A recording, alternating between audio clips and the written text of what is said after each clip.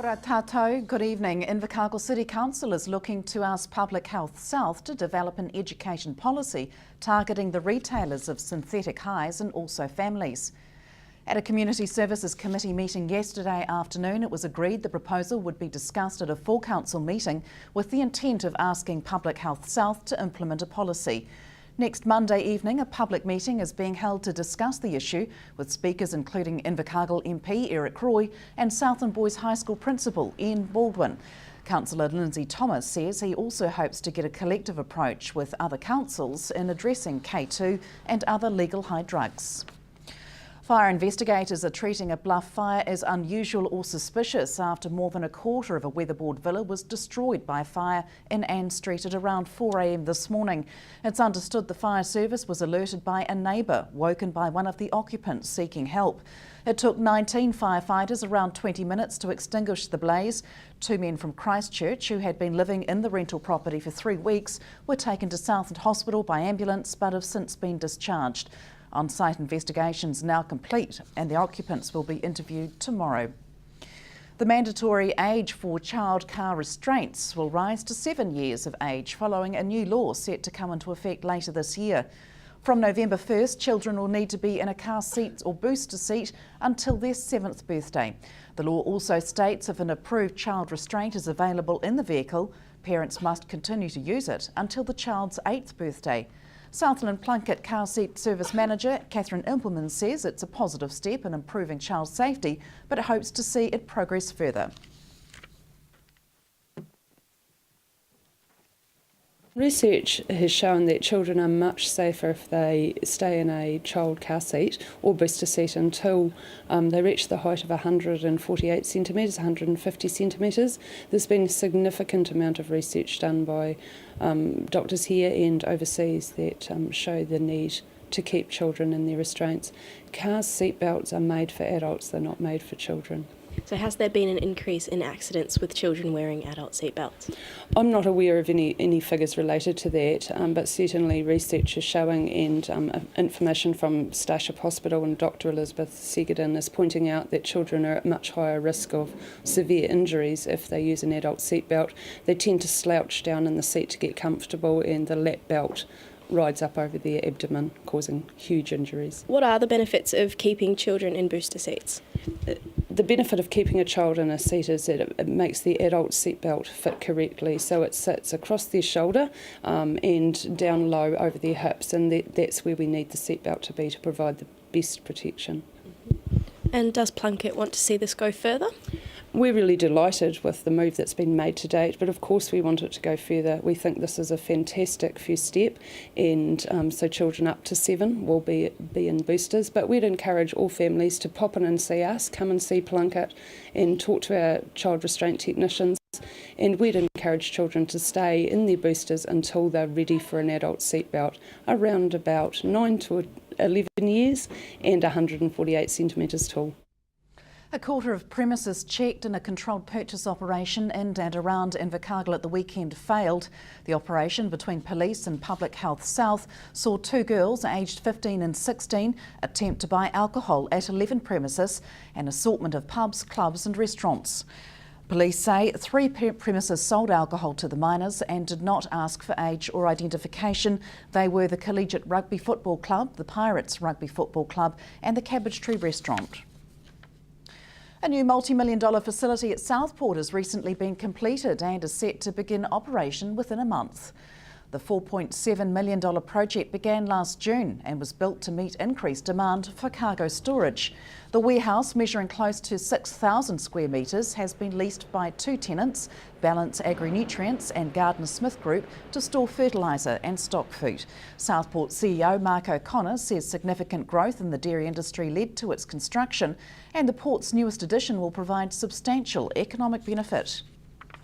We've seen quite an uplift in demand for particularly the stock food cargoes, Olivia, but also there is increasing volume requirements for the fertiliser trade that this new warehouse will support. And what do you think's contributed to that? Well, the dairy sector in growth in Southland has been certainly noticeable, and and that's a key player to support the cargo flows for this new structure. Okay. And what will it be worth economically to Southport to have this new warehouse? Well, the new warehouse costs $4.7 million to construct, and we'll get a rental stream of several $100,000 from that particular asset. And it's being pitched at a market rate of return that the two primary tenants are prepared to meet. But in addition to that, we will get some cargo flow benefits from the fertiliser volume and the stock food volume that will pass through this facility. And have you had to turn any businesses away before this warehouse was built because of a lack of space? Not directly, but we anticipated that there would be growth in the market for particularly stock food, and the Southport directors were obviously keen to be able to accommodate that future growth, and that's why this warehouse was erected ahead of that growth curve. Stay with us. After the break, we take a look at the Hakoi Fashion Awards, about to mark 25 years.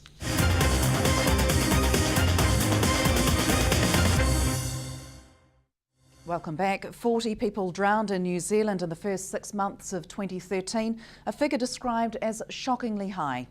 Water Safety New Zealand Chief Executive Matt Claridge says while it's positive the drowning toll has fallen from 55 at the same time last year, there will be no celebration until the drowning toll is zero.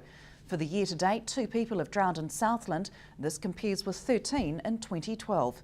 Mr Claridge says the organisation has a range of education and learn to swim initiatives, but New Zealanders need to make water safety a personal priority. Celebrating its 25th anniversary this year, the Hakoi Fashion Design Awards have become an event which attracts aspiring designers from around the country. Olivia Taylor-Peebles has the story. Once a year, the Southland town of Gore is transformed from a small rural town to the fashion capital of New Zealand. Held each year here in Gore, the Hakoi Fashion Design Awards have been running since 1988, making them the country's longest running fashion event for emerging designers. Awards convener Heather Patterson says despite humble beginnings, the awards have experienced huge success since they began. Well, it's been huge growth really, from a basic make and model design competition through to what it is now. So it's changed incredibly with the competition, the prize money, the people attending, everything's changed really, but it's just steadily grown, which is really rewarding. To mark the event's silver anniversary, a new Silver Award Anything Goes section has been introduced, with designers being asked to submit their take on fashion trends from the past 25 years. Mrs Patterson says this year's show will be special, and she is looking forward to seeing what designers will come up with for the new category. Every year we try to improve and move forward with our shows. The 25th will be special, we'll have entertainment, but we've also got a silver section that we included for this year, and we're looking forward to seeing what those garments are like. They sound very special from what the descriptions are. As awards convener for the past 16 years, she says the biggest change she's seen is in the scope and quality of entries. The area that designers are entering from, it's right throughout New Zealand now, not just Southland like it used to be, so we've got them right throughout the country, and the quality of design is very, very high, so it's not just for design students, it's for anyone creative, but we're seeing fabulous things come through. The awards now attract a high calibre of judges, this time including Liz Finley of Zambezi and Margie Robinson of Nom D. An awareness of both designers and the awards throughout the country is significant. People like that have certainly helped the awards be recognised, and also, you know, if your name's there, well, you're getting recognised by the best in the country. So now when we have media from all over New Zealand covering the event, so that's really important, and it helps the event grow as well. With close to 300 entries received, judges now have 4 weeks to decide which 200 finalists will take to the catwalk. Olivia Taylor-Peebles, South Today News. Southlanders will next month have the opportunity to get involved in an exciting new sport without having to do too much at all. Volleyball Southland is introducing sitting volleyball, originally designed for disabled athletes and played on a badminton court with a lowered net. Volleyball Southland Regional Manager Donna Milne says the concept has attracted considerable interest, with over 7 teams already signed up for the start date of July 29th. She says no experience is required, just enthusiasm and a willingness to have fun. The sport will run year-round and is one of many initiatives planned by the organisation for coming months. Southland's musical and acting talent will take to the stage this month to perform the stage show Grease. Cast and crew are rehearsing for the show set in 1959 at Riddell High School.